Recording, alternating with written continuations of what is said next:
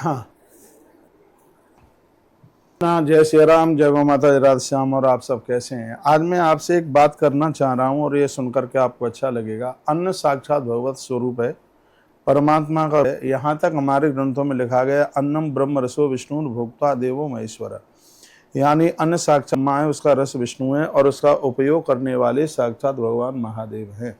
ऐसा हमारे ग्रंथ में बढ़ा गया है। ऐसा जानकर भोजन करने से अन्न का दोष हमेशा हमेशा के लिए समाप्त हो जाता है। अन्न की भी निंदा मत कीजिए, अन्न भगवान का ही रूप है।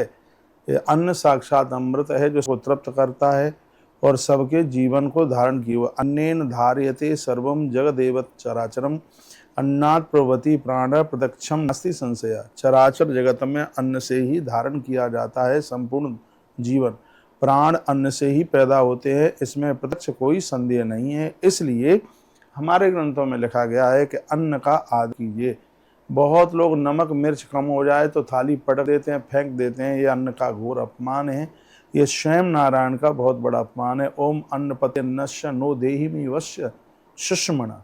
कहा जाता है, हे अन्न के स्वामी, हमें स्वस्थ और बलवर्धक आप अन्न प्रदान करें। परमात्मा से यह मांगा जाता है। वो कैसे लोग हैं जो अन्न का अपमान करते हैं? भोजन करते समय आप हाथ जोड़ करके माता गायत्री का आप ध्यान करें, स्मरण करें।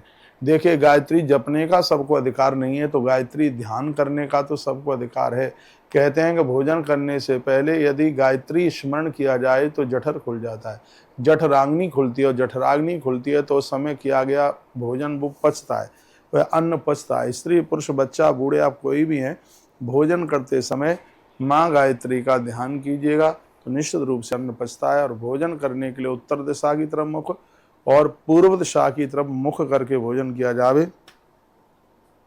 तो यह बहुत ही ज्यादा शुभ है, बहुत ज्यादा बढ़िया है। अन्न का अपमान नहीं होना चाहिए, अन्न की कभी भी निंदा न करें। अन्न की है, अन्न साक्षात भगवान का ही स्वरूप है। अन्न को साक्षात अमृत मानिए। अन्न सब किए हुए है, और जब हम भोजन करके तृप्त होते हैं तो परमात्मा को धन्यवाद कीजिए। कहिए, भगवान आपकी कृपा से आज प्राणों को बचाने रूप अन्न हमें प्राप्त हो गया है। भोजन करने से पहले भगवान को निवेदित करें। कहें, तुम्हें निवेदित भोजन कर ही प्रभु भूषण धरे। यह भोग लगाने का यह मंत्र है। और मैं कहूँगा, जो ऐसा भोजन करेंगे, ऐसा अमृत रस प्राप्त करेंगे, उनकी बुद्धि कभी खराब नहीं हो सकती। और ऐसा अन्न जो हमारे भजन को कभी कम नहीं होने देगा, हमें आसुरी प्रवृत्ति से बचा करके रखेगा। तो यह मैंने आपको आज निवेदन किया है कि अन्न अमृत है, इसका दुरुपयोग ना हो, कभी थाली में जूठा ना छोड़ें, अन्न को साक्षात भगवत स्वरूप ही माने।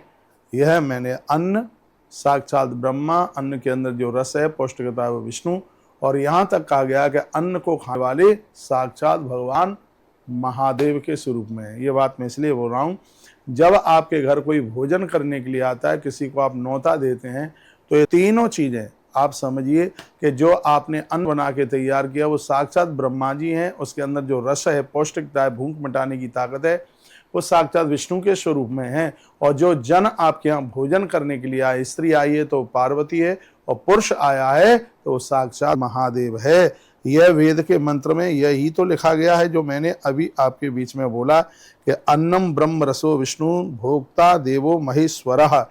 यानी अन्न स्वयं ब्रह्मा, अन्न का रस विष्णु, और अन्न का भोग करने वाला, अन्न पाने वाला साक्षात भगवान महादेव के रूप में है।